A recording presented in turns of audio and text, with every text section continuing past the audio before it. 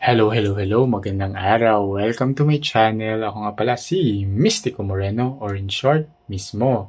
At dito sa aking channel, we will manifest love and light sa inyong Tagalog love reading ngayon na mismo. Okay, so ang gagawin natin ngayon ay ang inyong weekly love reading para sa March 30 to April 5. Okay, time flies, no? Second quarter ng taon. Okay, Aries season pa rin, so tingnan natin ano yung energy na masasagap ko mula sa inyong collective. Okay, at habang binabalasa ko, gusto kong magpasalamat sa lahat ng Scorpio na patuloy na sumusuporta sa aking channel. Thank you so much po.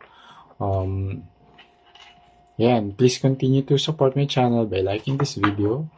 It helps the channel grow. At sa mga bago, subscribe na po kayo sa Mystico Moreno. And supportan nyo din po by liking and writing a comment sa baba, lalo na kung mag-resonate. Okay, so bubunot ako ng tatlong card from this deck that will be the overall energy of your reading.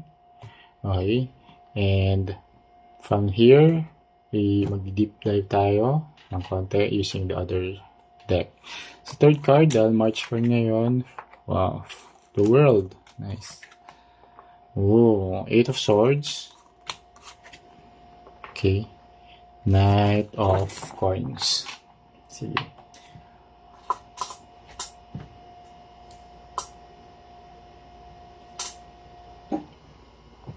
Okay. So this week, this is the energy between you and your person. There's happiness naman dito. There's a sense of fulfillment and completion ba? Sa connection. Okay. However, with the 8 of Swords and Knight of Coins, I can see here na medyo parang feeling nyo stuck kayo and there's some restriction, okay, dahil may inconsistency lang, saka parang may trust issues kasi between the two of you. Happy kayo, yung dito yung with the world card, happy naman kayo dahil alam nyo sa isa't isa na mahal nyo yung isa't isa. Kaso parang meron lang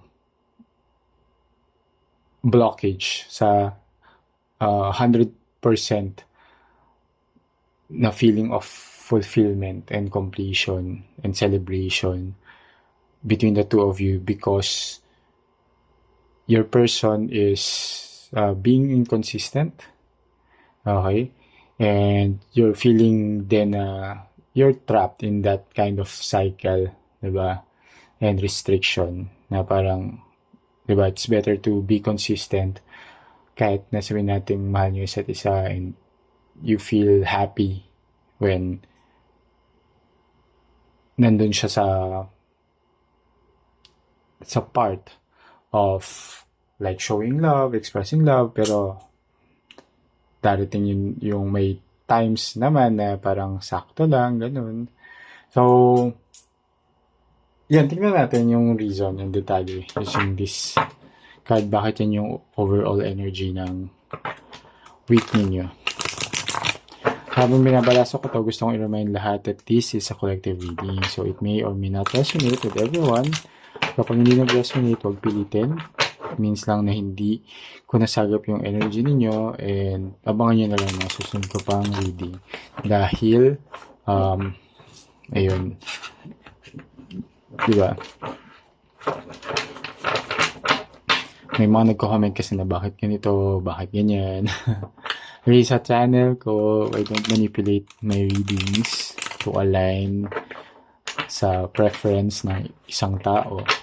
Okay, collective reading, binabasa ko whatever is shown in the cards.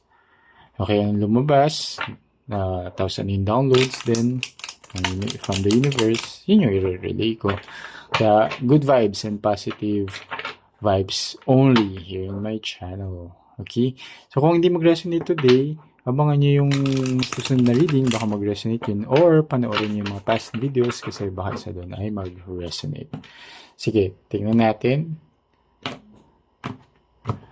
Punta ko ng 10 cards. First card, Page of Wands.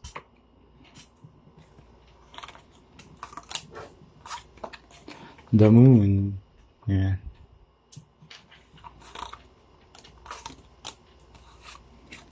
King of Cups.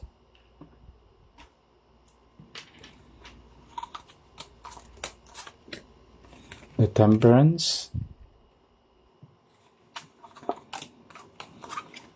Six of Swords.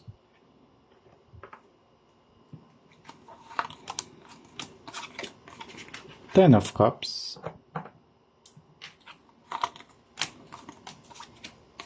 Nine of Swords.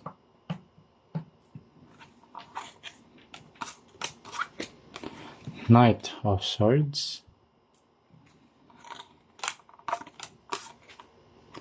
Ace of Wands. And last card, Knight of Cups. Okay. And bottom of the deck, what you don't see coming is the Magician. Okay. So there's the energy of the Magician. So first, you might be dealing with a Leo, Taurus, Scorpio, Aquarius. Okay, and then there's a energy of Pisces, Gemini, Virgo, Sagittarius, and ayun. So, yung mga nasabi kong signs, pwedeng yun yung sign ng person ninyo. Doesn't have to. Yun lang yung strong energy na nasasagap sa reading na to. Okay? And pwedeng ibang sign siya, pero check nyo yung Sun, Moon, Venus, Rising placements. Baka isa doon ay yung sign niya. Okay, so Page of Wands to Knight of Cups, and the energy you don't see coming, pero nandito sa energy ninyo, nasasagap siya, is the Magician. So Page of Wands, parang sinasabi lang din dito na there will be a fresh start naman. Kasi at here, di ba, parang meron ng blockage when it comes to the consistency. Pero there's this parang desire to really or eagerness to really work on any insecurities, okay? Kasi doon nag-root yun yung inconsistency. May mga insecurities yung person mo na willing naman siya din pag-efforta na i-work on. Nakikita din naman dito with the King of Cups that's really what he or she wants when it comes to this connection, yung security ba, stability. But at the moment then, also with yung sense of peace ba, parang peace of mind, wala masyadong iniisip na, di ba? And kaya yung consistency na yon would shift naman na to having balance. Pero ang magiging reason din talaga nito is for your person to have a realization kung ano on awareness, self-awareness na ginagawa niya. Kasi dito naman sa Six of Swords, as seen here with the Six of Swords, this person is healing din naman. Nasa healing journey siya. Yung itong mga insecurities niya, he or she is working on it because din dito tayo sa Ten of Cups, sa baba is, mahal ka nitong person na to. Okay? This person wants emotional stability. So, ito yung si King of Cups saka si Ten of Cups have similar energy. With the Nine of Swords na syempre, may mga insecurity siya na he or she still working out.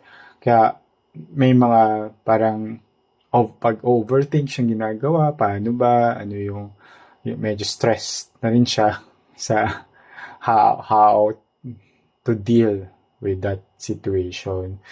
Pero dito, with the Knight of Swords naman kasi, there's really this eagerness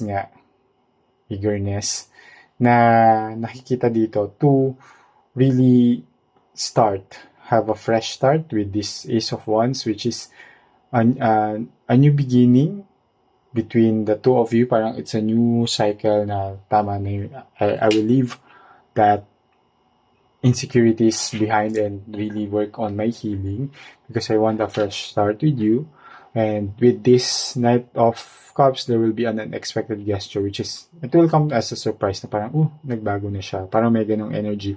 And I can see here naman then with the Magician card that this is something that you've been manifesting din naman. And you and your person, and especially your person who's the one that needs or requires na magbago, has also the tools and what he needs or the support also that he or she needs para materialize to. And that one of that is you supporting this person and this connection. Okay, so sana nakatulong. Tignan natin ano yung advice ni Universe sa inyo. Bubunot ako ng isang card from here.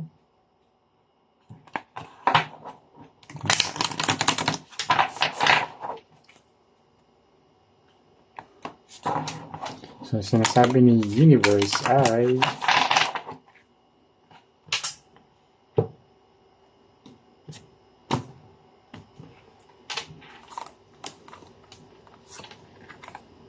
grace. So, give your person some grace in this connection na, just allow ang mga tao kasi meron sa insecurities dahil hindi naman din yan parang na-develop overnight.